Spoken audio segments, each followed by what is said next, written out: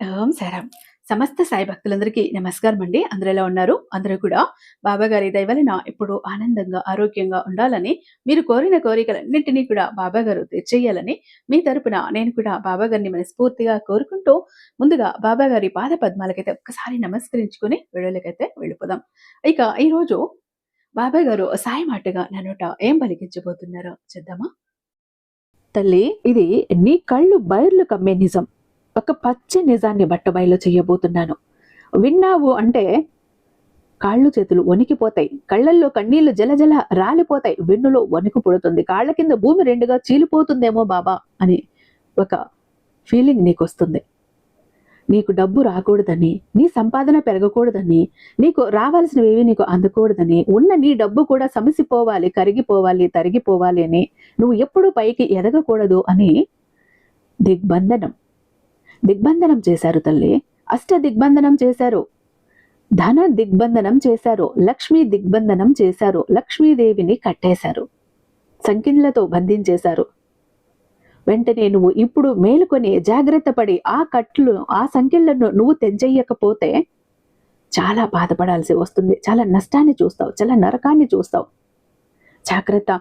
ఈరోజు సాయి మాత్రం నిన్ను హెచ్చరిస్తున్నాడు, ఆజ్ఞాపిస్తున్నాడు, శాసిస్తున్నాడు. ఈరోజు నువ్వు ఈ మాట వినాల్సిందే, చివరిదాకా నాతో ఉండాల్సిందే. అసలు వాళ్ళు ఎవరో తెలుసా? నీ ఇంటి డబ్బును కట్టేసిన వాళ్ళు, నీకు అష్ట దిగ్బంధనం చేసిన వాళ్ళు ఎవరో తెలుసా? తెలుసుకోవాలనుంటే ఖచ్చితంగా ఆగు. ఎందుకంటే వాళ్ళ ముఖాలు నీకు తెలుసు, వాళ్ళ నవ్వులు నీకు తెలుసు. వాళ్ళెవరో చెబుతాను, జాగ్రత్త అంటూ బాబా గారు ఈరోజు నిగూఢార్థం దాగి ఉన్న హెచ్చరికతో కూడిన సందేశంతో వచ్చారండి. బాబా గారి మాటలు వినుకున్న అర్థం పరమార్థం తెలియాలంటే ఖచ్చితంగా ఇక్కడ కాసేపు ఆగాల్సిందే. అయితే ఇక్కడ మనస్ఫూర్తిగా ఒక్కసారి బాబా గారిని మనసులో తలుచుకుంటూ ఓం సాయిరాం అంటూ ఇక్కడ కామెంట్ టైప్ చేయండి. మీ కష్టము, మీ బాధ ఏదైనా ఉంటే బాబా గారికి చెప్పుకొని ఇక్కడ ఓం సాయిరాం అంటూ మీరు కామెంట్ టైప్ చేశారంటే బాబా గారు వెంటనే మీకు ఆ కష్టాలను తీర్చేస్తారు. మర్చిపోకుండా ఓం సాయిరాం అంటూ రాయండి. ఇక ఎంత నమ్మకమైన గురువు గారండి. మీరు ఎన్నో చోట్ల జ్యోతిష్యం చెప్పించి ఉండొచ్చు, కానీ ఇలాంటి జ్యోతిష్యం ఎక్కడా కూడా చెప్పించుకుని ఉండరు. ఎందుకంటే 100,000% కూడా ఈయన రిజల్ట్ అన్నది ఇస్తున్నారు. శ్రీ షిరిడి సాయిబాబా ఆశీస్సులతో జ్యోతిష్యం చెప్తారండి గురూజీ సుబ్రహ్మణ్యరాజు గారు. నెంబర్ 1 వశీకరణ స్పెషలిస్ట్. వీరి మొబైల్ నెంబర్ 96698722. మీ ప్రాబ్లం ఏంటి అనేది ఫోను ద్వారా వివరిస్తే చాలు, పూజల ద్వారానే ఆ సమస్యల నుంచి బయటపడవేస్తారు. ప్రేమ, పెళ్లి, ఉద్యోగం, రాజకీయం, విదేశీ ప్రయాణం, ధనం నిలకడగా లేకపోవటం, భార్యాభర్తల మధ్య గొడవలు, ఆస్తి తగాదాలు, అప్పుల బాధలు, స్త్రీ పురుషులకి ఎటువంటి గుప్త సమస్యలున్నా నెంబర్ 1 వశీకరణ స్పెషలిస్ట్. అలాగే మీ ఇంటి మీద చెడు ప్రయోగం జరిగి ఉన్నా, నరదృష్టి, నరఘోష, సంతాన సమస్యలు, మానసిక సమస్యలు, గుప్త సమస్యలు, భార్యాభర్తల మధ్య, లవర్స్ మధ్య అనుమానాలు, అపార్థాలున్న, థర్డ్ పర్సన్ ఉన్న, అత్తాకోడల మధ్య సఖ్యత లేకపోయినా ప్రతి ప్రాబ్లంకి చక్కటి సొల్యూషన్ ఇస్తున్నారండి.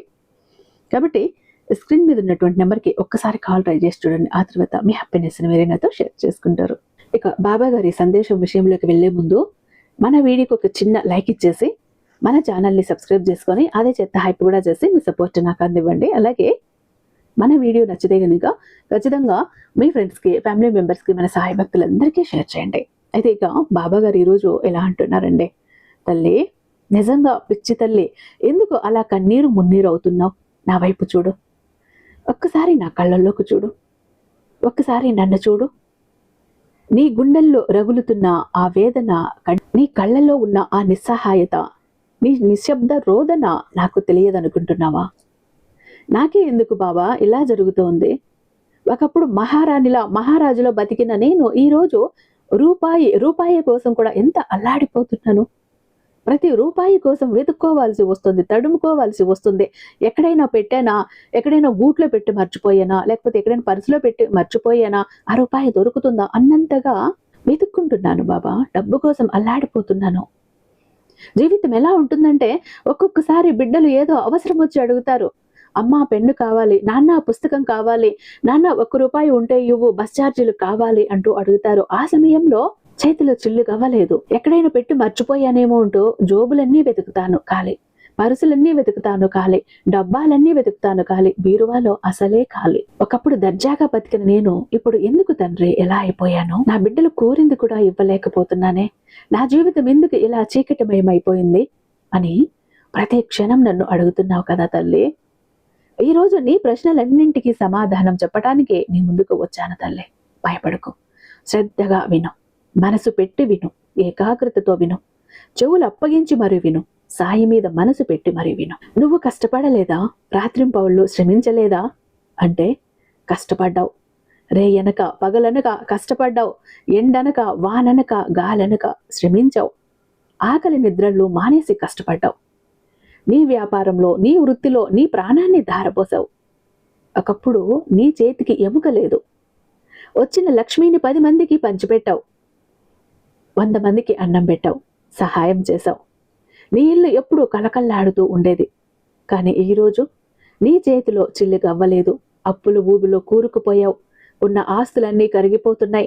చివరికి నీ మెడలోని నగలను సైతం తాకట్టు పెట్టే పరిస్థితి, అమ్ముకునే పరిస్థితి, చేతికి ఉన్న ఉంగరము, మెడలో ఉన్న గొలుసు లాంటివి కూడా అమ్మేసే స్థితికి వచ్చేసావు. ఆఖరికి బిడ్డ చెవుల్లో ఉన్నటువంటి చెవిదిద్దులు కూడా కుదువ పెట్టి తాకట్టు పెట్టాల్సిన హీన స్థితికి దిగజారిపోయావు. నాకు అర్థమవుతోంది.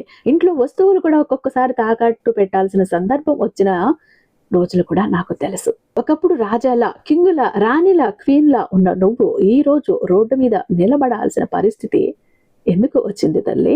ఆలోచించావా? నువ్వు చేసిన తప్పేంటో తెలుసా తల్లి? నువ్వు అందరినీ నీలాగే మంచివాళ్ళు అనుకున్నావు.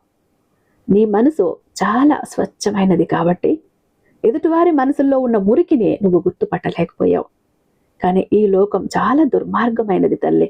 అందరి దృష్టి ఒకేలా ఉండదని గుర్తుంచుకో. నువ్వు 10 మందికి ఉపాధి కల్పిస్తూ, 10 మందికి సహాయం చేస్తూ, కష్టంలో ఉన్నవారిని ఆదుకుంటూ, ఆకలితో ఉన్నవారికి అన్నం పెడుతూ సమాజంలో గౌరవంగా బతుకుతుంటే, ఆ ఎదుగుదలను చూసి ఓర్వలేక, నీ సంతోషాన్ని చూసి తట్టుకోలేక, నీ చుట్టూ ఉన్నవాళ్లే, నీ రక్తం పంచుకున్న వాళ్ళు, లేదా నీ అన్నం తిని నీ నీడన పెరిగిన వాళ్ళు నీపై ఒక ఘోరమైన దుర్మార్గపు ప్రయోగానికి ఒడిగట్టారు. దాన్నే ధన దిగ్బంధన అంటారు. వాళ్ళెవరూ దూరం వాళ్ళు కాదు, పరాయి వాళ్ళు కాదు. నీకు బాగా కావాల్సిన వాళ్ళు, బాగా తెలిసిన వాళ్ళు, బాగా అయిన వాళ్ళు. వాళ్ళ ముఖాలు నీకు తెలుసు, వాళ్ళ చేష్టలు తెలుసు, వాళ్ళెవరో కూడా తెలుసు. నీతో ఉన్నారు, నీ వెనకే ఉన్నారు, నీకు భజన చేశారు, నిన్ను పొగిడారు, కానీ లోపల కుమిలిపోయారు. అలాంటి వాళ్ళు చేసిన ధన దిగ్బంధనం సాక్షాత్తు లక్ష్మీ అమ్మవారికి కట్లు కట్టారు బిడ్డ, సంకల్లు వేశారు. అవును తల్లి, ఇది నీ కళ్ళకు బయర్లు కమ్మే నిజం. ఒక్కసారి ఇప్పుడు అనిపిస్తోంది, ఏంటి బాబా నా పరిస్థితి ఇలా అయిపోయింది అంటూ. కొంచెం గుండెలో దడ, కంగారు కూడా మొదలైపోయాయి. అవునా?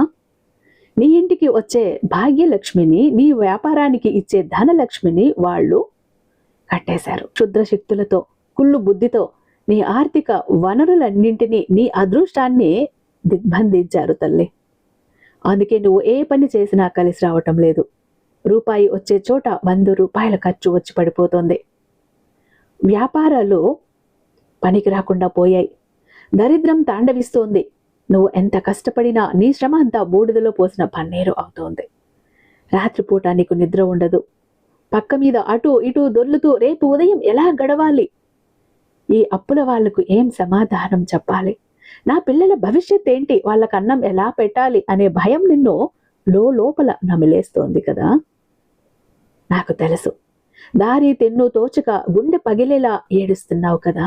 అరే, ఇది నా కోసమే చెబుతున్నావు బాబా, నా జీవితంలో నిజంగా అచ్చంగా ఇలానే జరుగుతోంది, నా జీవితంలోనే జరుగుతోంది తండ్రి అంటూ నీ అంతరాత్మ ఘోషిస్తోంది కదా, కేకలు పెడుతోంది కదా. ఇప్పుడు ఈ ప్రతి మాట వింటూ ఉంటే, నేను చెప్పే ఒక్కొక్క మాటకి నీ అంతరాత్మ అరుస్తోంది కదా, ఇది నీ జీవితం, ఇది నా జీవితం అని. కానీ ఒక్కటి గుర్తుపెట్టుకో, ఒక మనిషి కష్టార్జితాన్ని దొంగలించే హక్కు, ఒకరి జీవితాన్ని నాశనం చేసే హక్కు, ఒకరు కన్న కలలకు నిప్పు పెట్టే హక్కు ఏ దుర్మార్గుడికి లేదు తల్లి.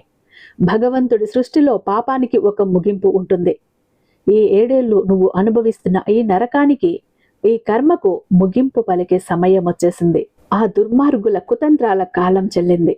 ఇక నీకు మంచి రోజులు మొదలైపోయాయి. నీ లక్ష్మిని కట్టేసిన ఆ తాళ్లను తెచ్చేయటానికి, ఆ సంకెళ్లను తెగ్గొట్టడానికి, ఆ క్షుద్ర దిగ్బంధనాన్ని బద్దలు కొట్టడానికే నీ బాబా నీ ముందుకు వచ్చాడు. నీ శ్రమను, నీ కన్నీటిని నేను వృధా పోనివ్వను. నిన్ను, నీ కుటుంబాన్ని ఆ ప్రాణగండం నుండి, ఆ అప్పుల బాధల నుండి, ఆ దరిద్రం నుండి కాపాడే బాధ్యత నాది. నేను ఉన్నాను, నీ సాయిని ఉన్నాను తల్లి. కంగారెందుకు? కళ్ళు తుడుచుకో, గుండె ధైర్యం తెచ్చుకో. నీ చేతుల్లోంచి పోయిన ప్రతి రూపాయి, నువ్వు కోల్పోయిన నీ పూర్వ వైభవం, నీ సమాజంలో నీకున్న గౌరవం అంతకంతగా రెట్టింపై మళ్ళీ నీ పాదాల చెంతకు వచ్చి చేరుతుంది. నీ బాబా మాట ఇస్తున్నాడు. నీ బాబా మాట అంటే శాసనం. నాపై భారమేసి ధైర్యంగా ముందుకు అడుగువి. ఆ చీకటి రోజులు పోయాయి. నీ జీవితంలో లక్ష్మీ కటాక్షం రాబోతుంది. లక్ష్మీ సంఖ్యల్లో ఈరోజు దిగపడిపోబోతున్నాయి. అంతా మంచి జరుగుతుంది. నువ్వు అనుకున్నది అనుకున్నట్టుగా జరుగుతుంది. నీ సాయి నీ వెంట ఉన్నాడు. నీకు భయమేమీ లేదు. తల్లి, నీ మనసుకి ఈ మాటలు ఊరటనిచ్చాయా? ఇచ్చాయని అనుకుంటున్నాను. నువ్వు సంతోషంగా ఉండడమే నాకు కావాలి. నీ జీవితంలో ఉన్న చీకట్లన్నీ తొలగిపోయి నువ్వు కోల్పోయిన వైభవాన్ని, ప్రశాంతతను మళ్ళీ తిరిగి పొందుతావని నీ బాబా నిన్ను మనస్ఫూర్తిగా ఆశీర్వదిస్తున్నాడు. నీ నమ్మకమే నీకు శ్రీరామ రక్ష. ఎప్పుడూ ధైర్యంగా ఉండు. నీ బాబా నీకు తోడుగా ఉంటాడు. నీ బాబా తోడుగా ఉండగా నీకు భయం ఎందుకు దండగా? చెప్పు.